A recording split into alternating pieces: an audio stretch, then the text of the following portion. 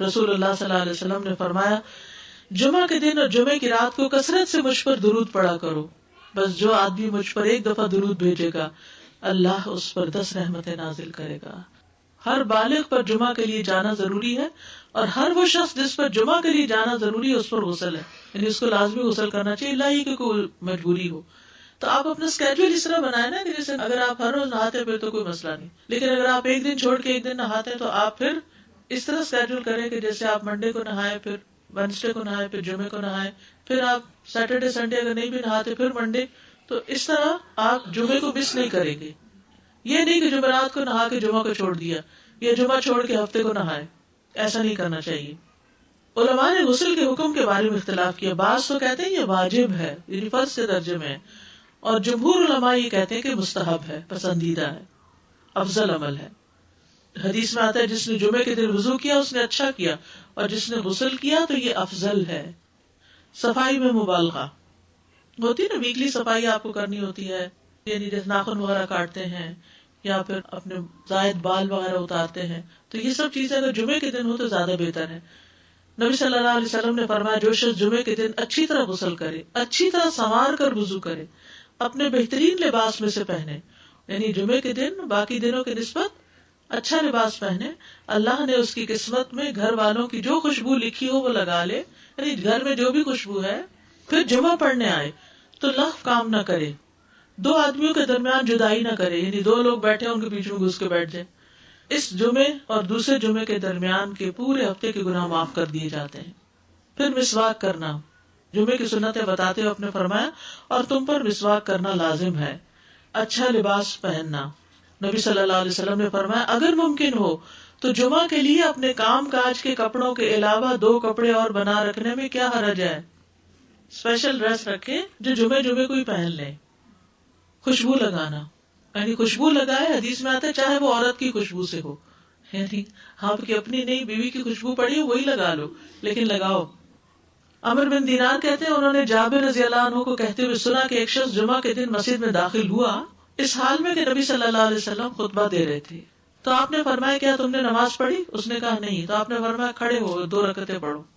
اب یہ بڑا اہم مسئلہ ہے، مسجد میں داخل ہو چاہے خطبہ ہو رہا ہو 2 رکعت پڑھے بغیر نہ بیٹھو، ٹھیک ہے؟ اور یہ کیا ہے؟ دراصل تحیت المسجد، یہ جمعے کی سنتیں نہیں ہیں، یہ کیا ہے؟ تحیت المسجد ہے، اور مختصر پڑھی جائیں، یعنی امام جب خطبہ دے رہا ہو تو چاہیے کہ 2 رکعتیں پڑھے اور دونوں میں اختصار کرے۔ نماز سے قبل ہلکا بنانے کی ممانعت، مثلا آپ جلدی چلے گئے تو یہ نہیں کہ گروپ بنا کے آپس میں گپ شپ شروع کر دیں، نہیں، سیدھے ہی لائنوں میں بیٹھیے۔ انتظار کا وقت کیسے گزاریں گے؟ نفل پڑھ کے بیٹھ گئے، ذکر اذکار کریں، قبلے کی طرف رخ کر کے لائنوں میں بیٹھیں، ہلکا نہیں بنائیں، بیٹھ کے خرید و فروخت نہیں کریں، تاخیر سے آنے پہ گردنیں پھلانگ کے نہ آگے جائیں۔ رسول اللہ صلی اللہ علیہ وسلم نے فرمایا ٹیک لگا کے مت کھاؤ، یہ عام ایک ادب بتایا۔ مسجد میں کوئی جگہ مقرر نہ کرو کہ یہ میری جگہ ہے، آپ کیوں آج یہاں کھڑی ہو گئی، کہ تم اسی میں ہی نماز پڑھو۔ کچھ لوگ ہوتے ہیں آ کے مخصوص جگہ ہی پڑھتے ہیں، اگر کوئی اور وہاں ہو جائے ڈسٹرب ہو جاتے ہیں۔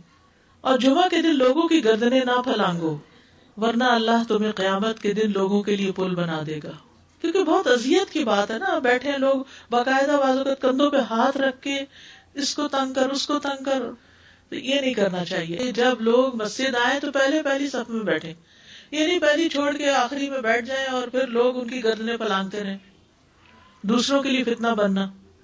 کسی کو اس کی جگہ سے نہ اٹھانا۔ جابر رضی اللہ عنہ نبی صلی اللہ علیہ وسلم سے روایت کرتے ہیں آپ نے فرمایا تم میں سے کوئی شخص جمعہ کے دن اپنے بھائی کو کھڑا نہ کرے کہ پھر دوسری طرف سے آ کر اس کی جگہ پہ خود بیٹھ جائے، بلکہ جو آئے وہ کہے جگہ کشادہ کرو، ہمارے لیے بھی جگہ بناؤ، یہ کہے۔ خطبہ جمعہ اور اس کے آداب، خطبہ جمعہ کی اہمیت۔ جب اذان ہو جائے تو کیا کرے انسان؟ مسجد کی طرف دوڑ پڑے۔ تو مسجد میں جماعت تو نہیں ہو رہی ہوگی، پہلے کیا ہو رہا ہوگا؟ خطبہ ہو رہا ہوگا۔ خاموشی سے خطبہ سننا، یعنی بات نہیں کرنی چاہیے، کوئی اہم بات بھی نہیں پوچھنی چاہیے۔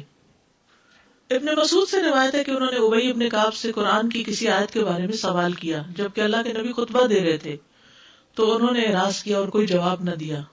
پھر جب آپ نے نماز پڑھائی تو ابی کہنے لگے تمہارا جمعہ ہی نہیں ہوا۔ تو ابن مسعود نے رسول اللہ صلی اللہ علیہ وسلم سے پوچھا تو آپ نے فرمایا ابی نے سچ کہا، کوئی بات کرنے کی اجازت نہیں. یہ کہنے کی بھی کہ چپ ہو جاؤ یہ بھی اجازت نہیں. عبداللہ بن مسعود کہتے کہ جب امام جمعہ کے لیے آ گیا پھر تمہارا اپنے ساتھی سے یہ کہنا کہ خاموش رہو لغویت کے لیے کافی ہے. یہ بھی لغو بات ہے. کوئی لغو حرکت نہ کرنا، کنکریوں سے نہ کھیلنا، فون سے نہیں کھیلنا، میسجز چیک نہیں کرنا، انگلیوں میں انگلیاں ڈال کے پٹاخے نہیں بجانا، گوٹ مار کے نہیں بیٹھنا. گوٹ مار کے کیسے بیٹھتے ہیں؟ گھٹنے اوپر کر کے اور یوں ایسے گھٹنوں کے گرد ہاتھ ڈال کے. کئی دفعہ ایسے نظر آتا ہے کہ خطبے میں لوگ اس طرح بیٹھے ہوتے ہیں کیونکہ پتہ نہیں ہے.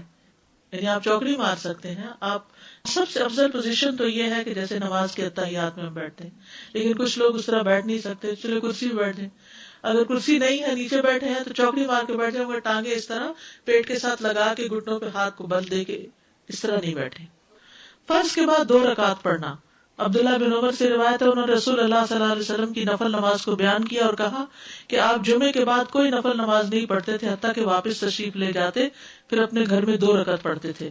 اب جو لوگ گھر نہیں جاتے تو پھر وہیں پر وہ پڑھ لیتے ہیں، ورنہ آپ صلی اللہ علیہ وسلم اپنی سنتیں وغیرہ گھر میں پڑھتے تھے. اور اسی طرح 4 بھی پڑھی جا سکتی، 2 بھی ہیں 4 بھی ہیں. آپ صلی اللہ علیہ وسلم نے فرمایا جب تم میں سے کوئی جمعہ پڑھ چکے تو اس کے بعد 4 رکعتیں پڑھے. یہ آپ کا حکم ہے. تو جب آپ کا 2 چیزیں ہوتی ہیں سمجھنے کے لیے، ایک آپ کا فعل ہوتا ہے اور ایک آپ کا حکم ہوتا ہے. تو ہمارے لیے کیا ہے؟ جو آپ کا حکم ہو. جمعے کے دن قبولیت کی گھڑی ہوتی ہے، اس وقت اللہ سے بھلائی مانگنی چاہیے. رسول اللہ صلی اللہ علیہ وسلم نے فرمایا جمعے کے دن میں ایک گھڑی ایسی ہے کہ کوئی مسلمان اللہ سے کسی خیر کا سوال کرتے ہوئے اس کی موافقت نہیں کرتا مگر اللہ اسے وہی خیر عطا کر دیتا ہے. فرمایا یہ ایک چھوٹی سی گھڑی تھوڑی دیر کے لیے ہوتی ہے اور یہ ہر جمعے کو ہوتی ہے. ٹھیک ہے. اور خصوصاً نماز میں بھی اگر کوئی دعا کر رہا ہوتا ہے نا انسان تو وہ بھی قبول ہو جاتی ہے. نماز میں دعا کہاں ہوتی ہے؟ شروع میں ہوتی ہے، رکوع میں ہوتی ہے، سجدے میں ہوتی ہے، تشہد میں ہوتی ہیں. تو اگر یعنی جمعہ پڑھ رہے ہیں اور بیچ میں دعائیں آ گئی ہیں تو ہو سکتا ہے وہی گھڑی آ گئی ہو اور آپ کی دعا قبول ہو جائے. عصر کے بعد سے مغرب تک کا وقت ہے.